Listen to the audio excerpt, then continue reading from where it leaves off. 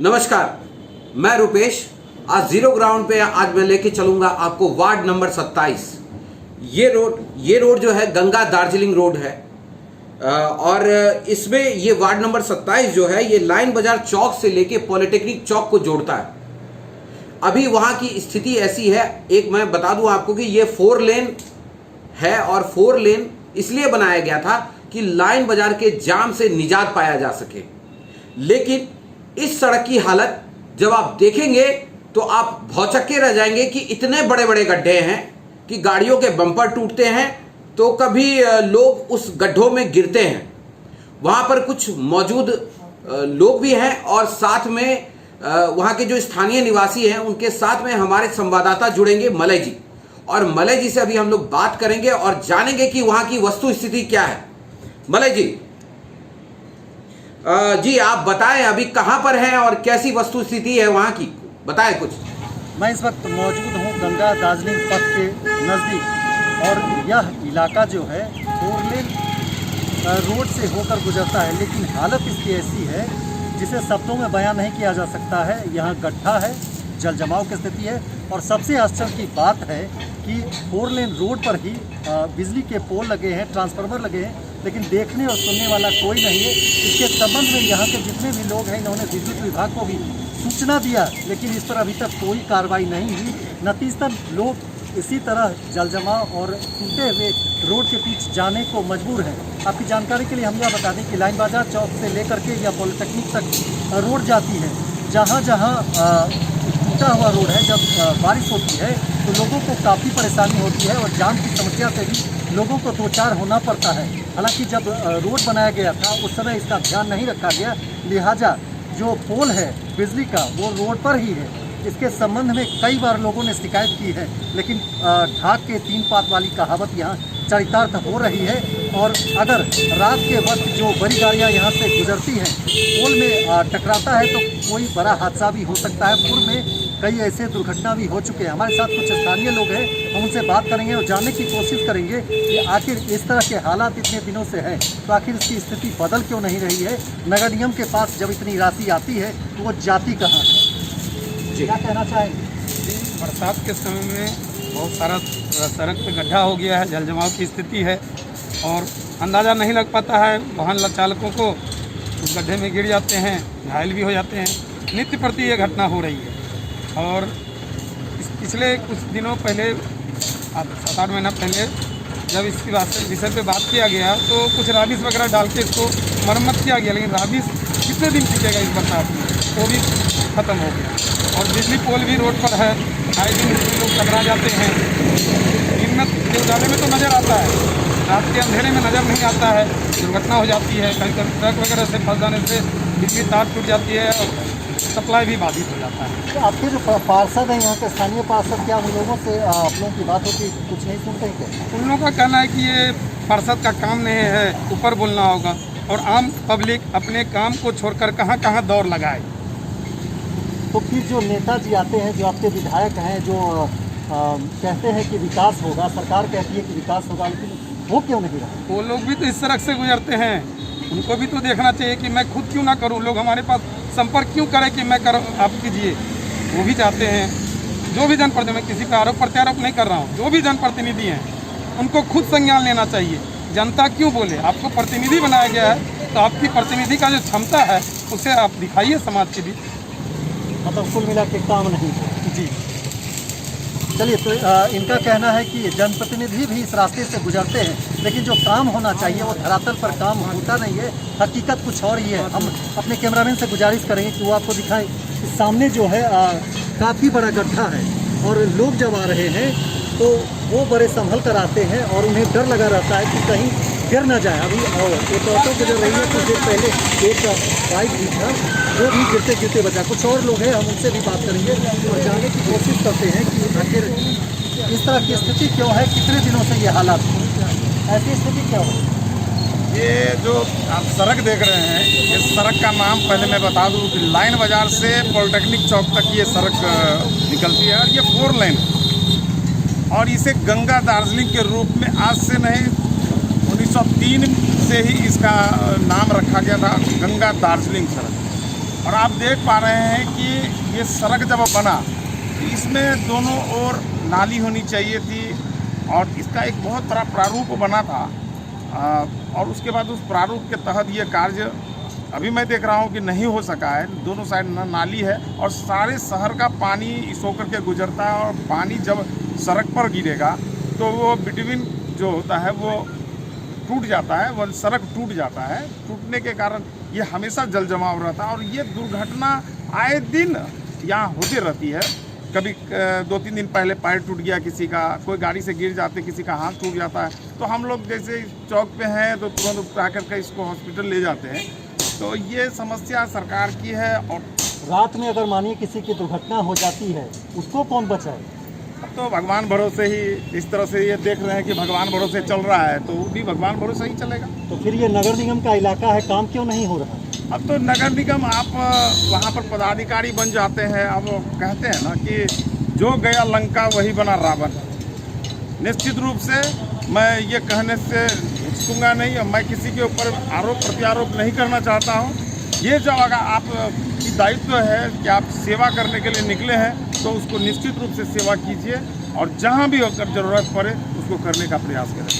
बिजली का पोल दिख रहा है बीच रोड पर और NH पर और ट्रांसफार्मर भी है, क्या परेशानी हो रही है? ये पहले एक सड़क था, छोटा सा सड़क था, लेकिन जब ये प्रारूप बना तो ये 4 लेन में तब्दील हुई और इसी के बीच में आप देख रहे हैं कि आपको दिखाई दे रहा होगा कि इसको 2 भाग में इसको बांटा गया है।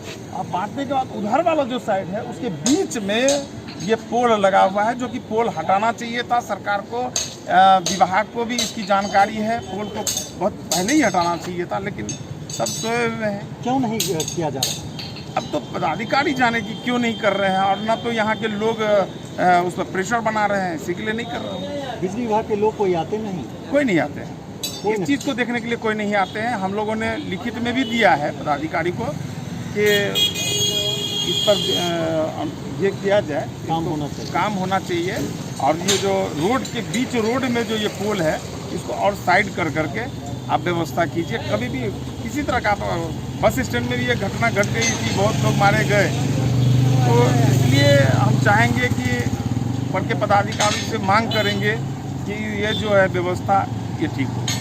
नेताजी क्या कर रहे हैं आपके, जनप्रतिनिधि क्या कर रहे हैं? हमने साफ शब्द में आपको कह दिया कि जो गया लंका वही बना रावण। यहाँ कोई कुछ करने वाला नहीं है। आप अपने बदौलत अगर कुछ कर सकते हैं तो कीजिए।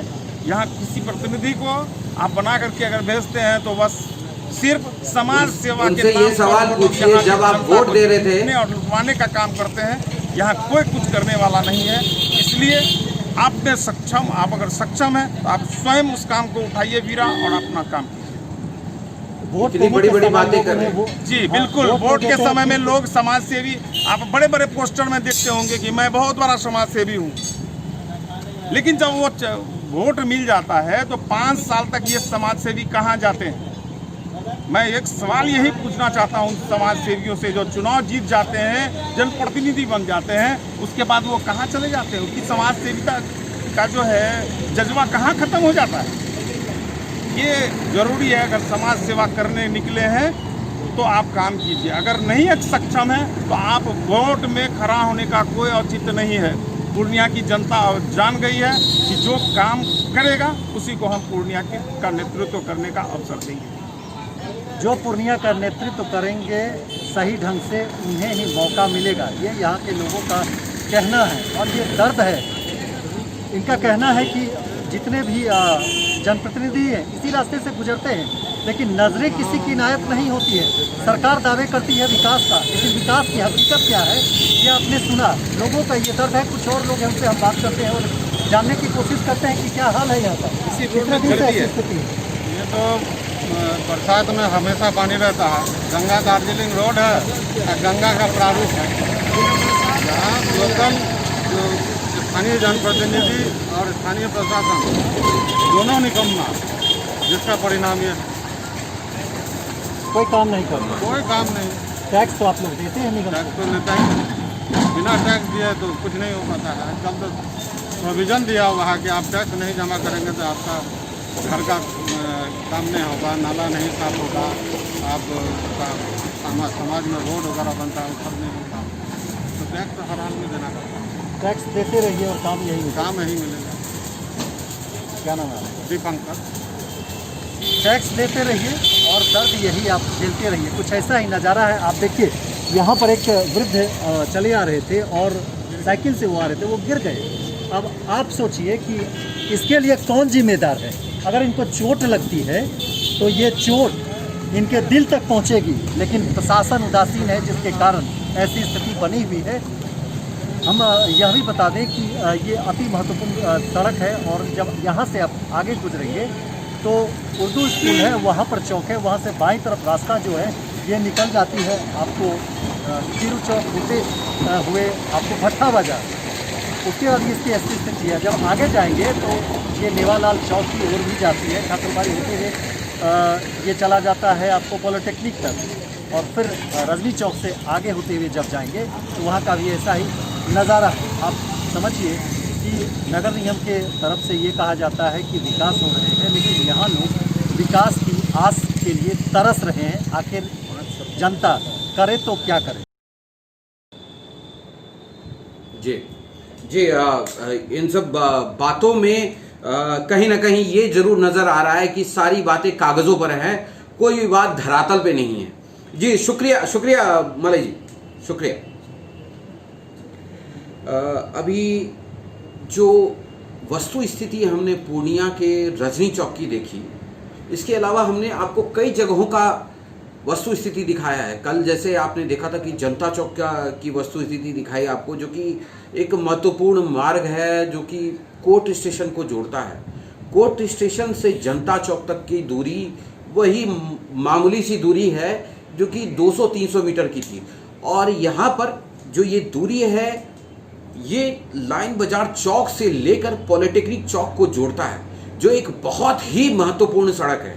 इस सड़क को एक तो कहा जाए कि जो लाइन बाजार जो कि डॉक्टर्स का हब है, वहाँ जाने का रास्ता है ये।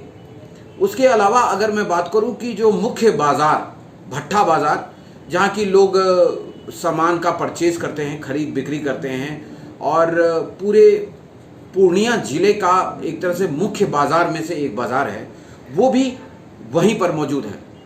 वहाँ से 10 कदम अगर आप अंदर जाएंगे तो आपको भट्टा बाज़ार मिल जाएगा, और ये गंगा दार्जिलिंग रोड के नाम से जाना जाता है।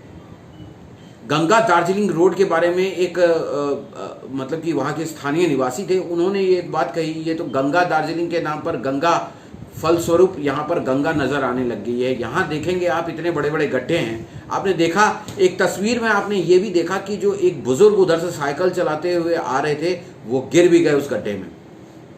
इनफैक्ट कई लोग अगर गुजरते हैं वहाँ से तो उनका 4 व्हीलर का बम्पर टूट जाता है, ये हालत है।